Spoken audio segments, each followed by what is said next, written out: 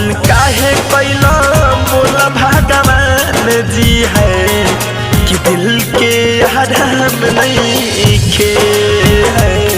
ऐसन काहे कैला बोला भगवान जी है कि दिल के आराम नहीं खे।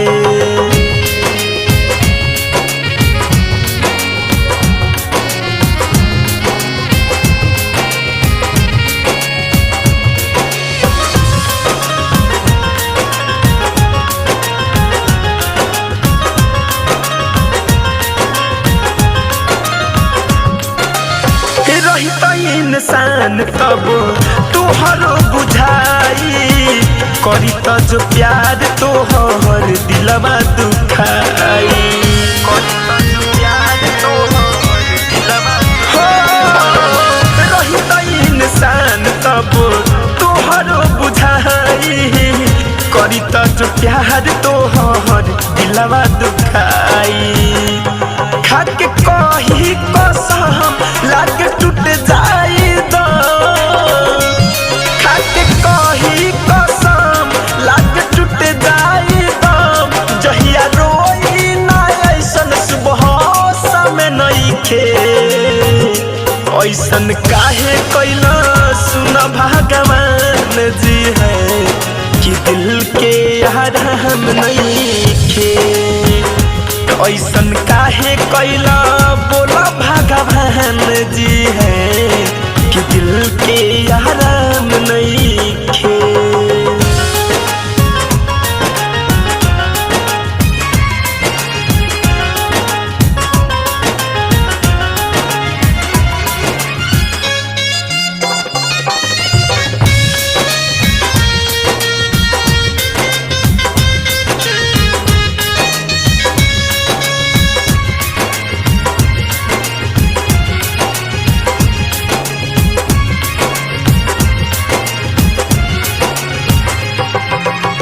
कितना दर्द होला प्रीतिया के पीर में। सच्चा प्यार लिखल नहीं रहे तकदीर में।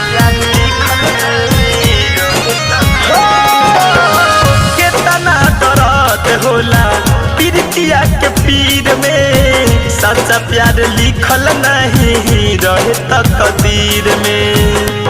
होला इसके में तड़पन कहे धनंजय धड़कन।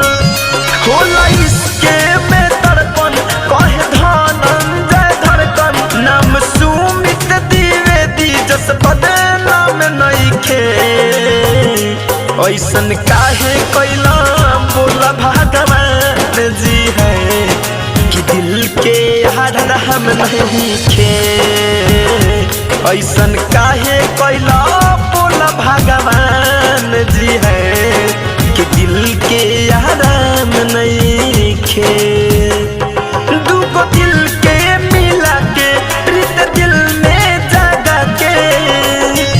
दूगो दिल के मिला के प्रीत दिल में जगा के।